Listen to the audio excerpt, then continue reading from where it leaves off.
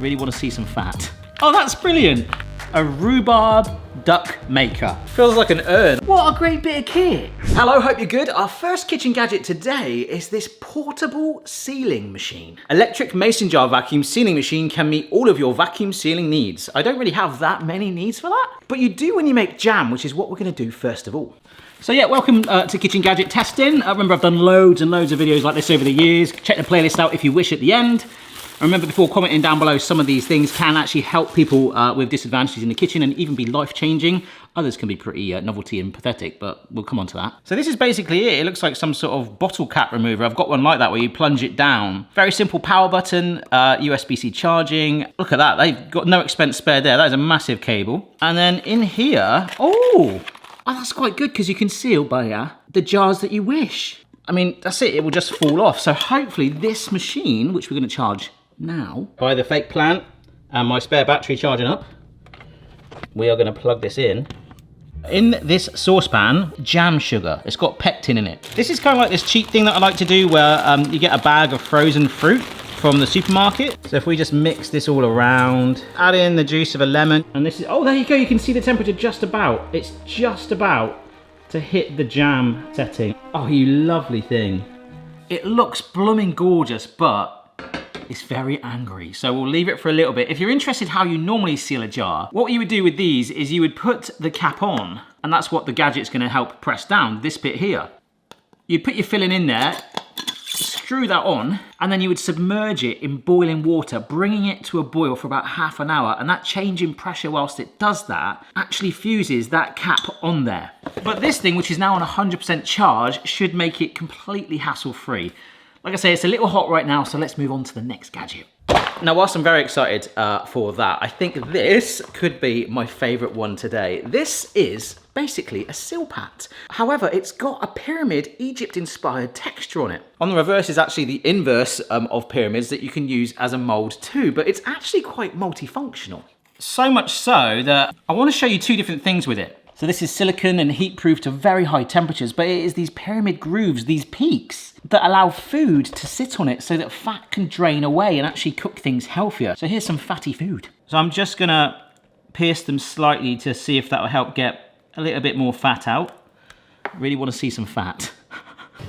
However, it's got some other uses, and that's what impresses me. Some people said, look, you can make dog biscuits on here, you could make tiny little cookies. So I've just melted up some dark chocolate. I wouldn't go out and buy it for this purpose alone, but it's just like a little bonus thing that it can do. So yeah, that'll do. And we'll get them set in the fridge. Okay, so with the oven on, we might as well make the most of it. The sausages need a little bit more time before adding some bacon in too, but we can also add in there this stasher. I actually bought a stasher when I went to a kitchen gadget shop in Amsterdam when I was there for a wedding anniversary of Mrs. B. This to me is like a little bit like a silicone pencil case for your food. And there are other things like that. There's ones that we've seen before for preserving avocados and things like that. However, this one, and I don't think those ones were, can go in the oven. The silicone storage bag you can cook in. That looks like some USB cables, but we're not cooking those. Non-toxic, durable, and can take the heat. Save money and save the planet. One stasher can be used thousands of times. I like that. The only thing you don't want to do in terms of it being like a pencil case is actually seal it, because it could probably explode. So we'll give this a wash. But look, they had other colours, but I had to go for pink, didn't I? And I've got some salmon here. Can we get that? Oh yes, look at that. That's an amazing prank to play on someone. Well, one of my friends once got a fish posted like down between the partition and his walls. It stank. I think he upset someone. I don't know. I'm not going there, but... And isn't there like a one where you put like fish in someone's car or something, exhaust or... Yeah, I'm not asking you to do that. Put it in a silicone pencil case. That's what we're doing.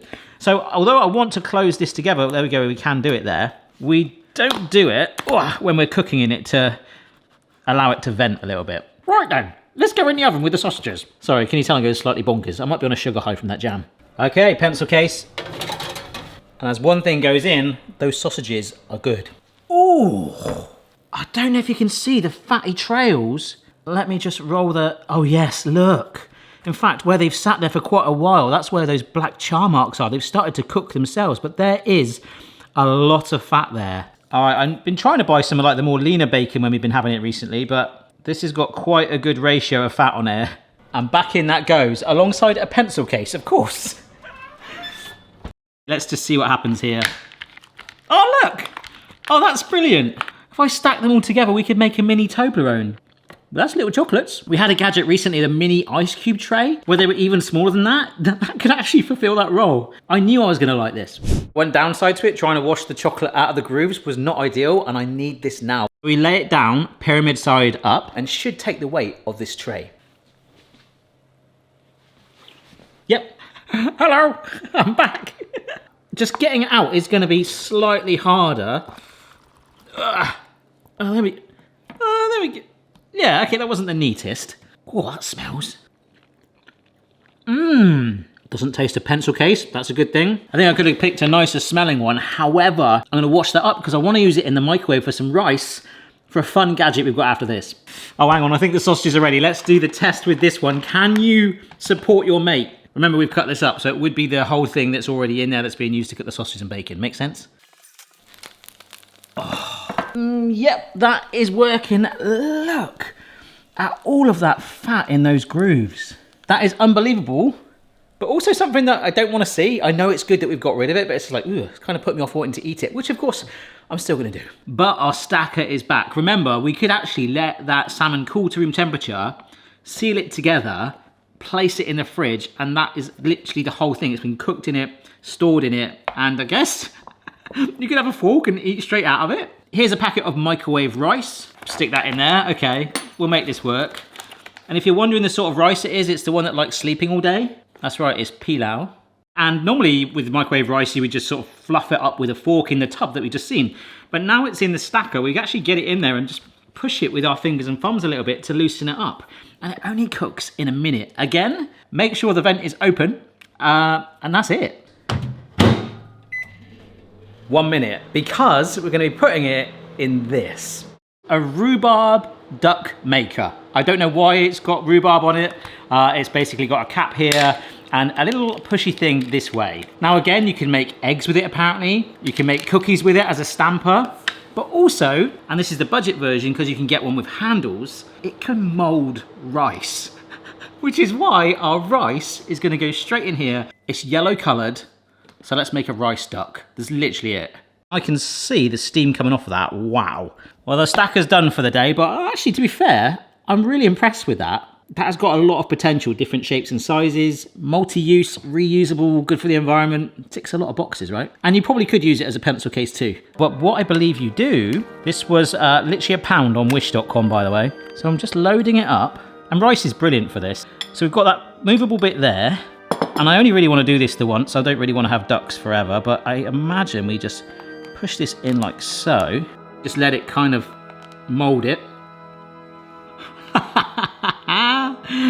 Okay, this is the moment of truth. We should be able to lift this, just push the duck slightly. Oh, come on, come on, come on. Oh, wow. Oh, wow, that's amazing. We've made a rice duck. It's so fragile. I don't know if I want to turn it over, but look. Oh my gosh. Well, there you go. That was a rice duck. But let's have a look at the sausages and the bacon here. It's cooled down slightly. But look at all that in the grooves. Oh, wow. It's a mental thing, but it does actually taste less fatty. I mean, obviously we got a lot out of it. But when you cook them anyway, generally you would pierce them with a fork if you're baking them. Frying them in oil in a pan, you wouldn't escape from that. I've had this in my house for years and I'm really impressed with it. Awesome. All right, this one before we're finishing with a fairly dangerous one, and of course we still need to seal our jam jar. This by Dartington is called the Chop Box. It's basically a multifunctional push down chopper thing. We've seen many different versions of this before. It's only got 2 interchangeable blades on it, so you can wedge but then also grid, so you can potentially make chips. And then if you go again, you could make cubes. So I think we'll just use a potato on that to maybe showcase all 3 things. So yeah, I actually found this in TK Maxx. I think that's called TJ Maxx and TB Maxx or whatever in different countries, because they tend to have, and we've seen this on previous gadget videos, the most random kitchen gadgets ever that you can never really get again. They just disappear. So this was actually in like the state that it came from. The box was damaged. It was a reduced to clear thing. So I don't know if it'll be possible to get it again. So it might end up being a bit of an antique. We'll take out the outer box for the moment.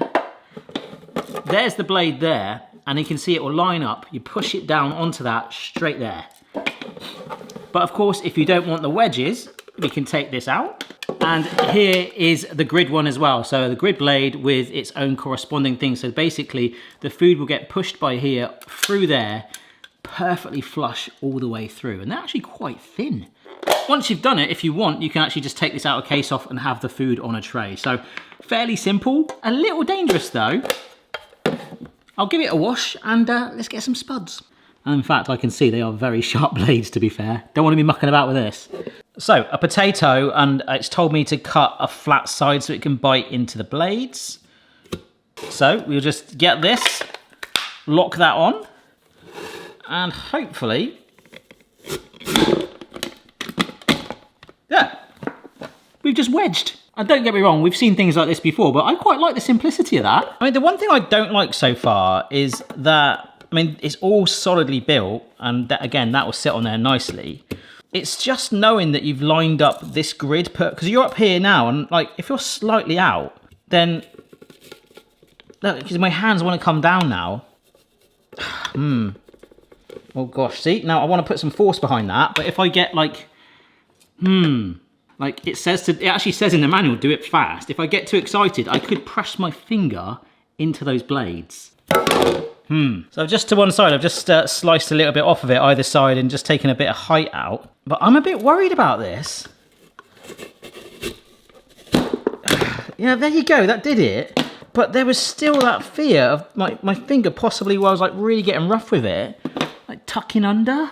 But oh, look at that. They are some chips. I mean, I had to make them smaller because I reduced the height of the potato. But do you see what I mean? Now I've got a much lower height on it. I feel much more confident because it's like here rather than a potato like all the way up there. Okay. All right, that's pretty cool. We've seen these things before. I think in a way that was probably discontinued or very hard to get because although it looks solid, there are ones, and even in my veggie prep kit, where you've just got a lot more like leverage with it. Yeah, like on my prep kit, loads of you guys are asking for more of these. I'm trying to redesign it, all right? So bear with me. Nothing wrong with it compared to that thing. But look, you've got that grid again, and just having that sort of like leverage to push down where you can really get the weight behind it away from blades. I think it's slightly better than the Posh Dartington thing, sorry. This last one I am actually quite scared of. In this box is something called an oil filler pot. I think they have various different names. But it's essentially a tool where you can fry food in it safely to help strain off your oil, safely being an interesting word, and it sits on your hob. Now, I hate frying. I recently did the air fryer versus fryer video, and Tuck, my little budget cube one that I got from a supermarket, is absolutely perfect because you can control the temperatures. This is a bit more rustic in that you basically just have this metal pot. Feels like an urn. I feel like Paul Bearer. And a few of you sent me links to this, so I thought, you know what, I'll get it. You've got a lid, you've got this strainer thing which can collect and sieve off the oil, and you've got a fryer basket. So yes, this thing sits on the hob. You should only half fill it with oil to allow for the volume increase when you drop this in and the food too. We can fry food in it, lift this out. I think we can let it rest at this angle. We can then pour the oil through here to strain it and sieve it to use it another day. So we've got some potato wedges to fry. I've got some onion rings in the freezer. Ooh, actually in that air fryer versus fryer video, I did some fried chicken that had panko breadcrumbs on. I got some left over because the panko could definitely fall off and we'd need to strain it. Yeah, I'm scared. But a lot of you guys said these were pretty good. Ooh. So giving this a wash and a thorough dry, I think this is a 2 litre jug. So I've got 1 litre of oil here. So obviously in a bit, this is where our thermometer will come in, where we used this earlier for the jam. 190C on there. I mean, we could get away with a little lower, is what we want to warm this to. And I think for me, the thing that freaks me out generally about frying, particularly like when I use a wok or something like that in previous videos, you can see how I've turned the handle there. I hate the idea, particularly when you're using a camera, of like potentially walking past and spilling hot oil all over yourself. Luckily, I'm very well prepared wearing t-shirt and shorts today. But that's it, we're gonna warm it up. We've got some potatoes cut. I think we'll do the onion rings first of all, and maybe those chicken strips if we need them. It might, after the first two, you might kind of get the gist and be like, Barry, be safe. Thank you for your understanding. I'm not gonna put too many in. For reference, frozen onion rings, 15 minutes in the oven, in the fryer, 2. Oh, that's quite good. And remember, because they're frozen, that might have lowered the temperature, which is why I prefer Tuck, because it will hold that temperature for you. It's looking good though. And actually, to be fair, that was way safer than I thought it would be. The other thing I don't like about it, I wish this handle kind of had like a silicone cover on it, because that, I just went to touch it, is very hot indeed.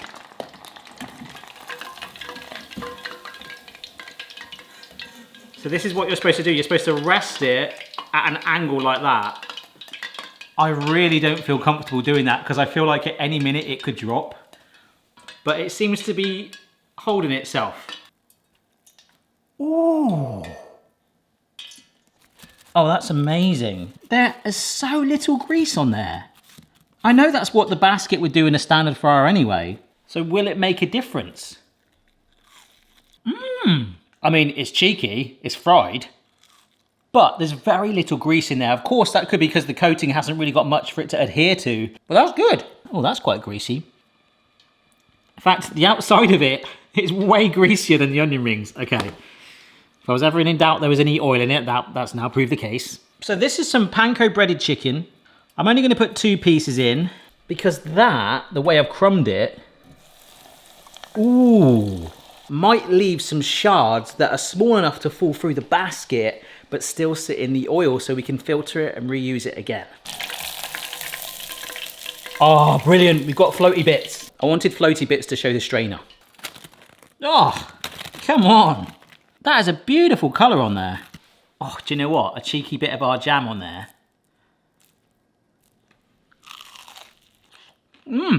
That is hot. And remarkably, just draining it off like that, that did not taste greasy at all. The main difference between this chicken and the one used in a deep fat fry video is this chicken is skinless, so there's less oil to sort of penetrate into the skin, let alone the panko too, and I think it's just giving it a much nicer crunch. Okay, so here is our fine oil filter. Basically a tiny sieve. Now you could do this into another jug, into a wok, or into this pan. I'm actually using this basket as well as kind of like a secondary sieve. But to be honest, if it gets through this, it's definitely going to get through that. But here we go. As I carefully pour this through, I've got a tea towel holding the handle. So that is sieving. And hopefully in a minute, should get, there we go. You can see that, look, that is really, really hot. How much it has caught. So that oil down there is clear and clean and filtered. So we could reuse it if we wish to fry up the chips that we've just made, make some more onion rings. Just basically don't keep frying those crumbs from the panko because eventually it will just go black and start to break down into your oil. So when you're frying something else clean, you might get all these specky burnt bits in it. I'm not going to do the chips. I think we've sort of shown that that works. I want to kind of let that cool down now. But there is one more thing we haven't done. But let's do this. Okay, so the instructions say, put the food into the mason jar and cover it with the iron lid. Actually, the jam on there is so sticky that that's actually holding it down quite well. Like I say, remember, we could actually just boil this and do it old school. Align the electric mason jar sealer with the mouth of the rectangular mouth mason jar and press down horizontally into place. Ooh, that made a bit of a weird noise, like a beepy noise. Click the button and the electric mason jar sealer starts to vacuum. Oh, you can hoover the house if you want, mate. The display area will display the working time. 20 seconds or more is recommended. All right, shall we jolly well give it a go?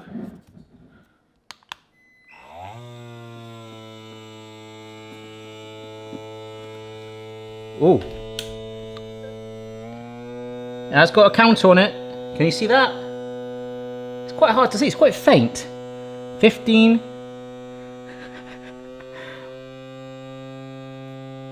I'll give it 25. Ooh, it stopped anyway, and I heard the and it just said 99%, so I can make way more jars if I want. But if you're the sort of person that like makes jam for a living, what a fun job, and they do exist.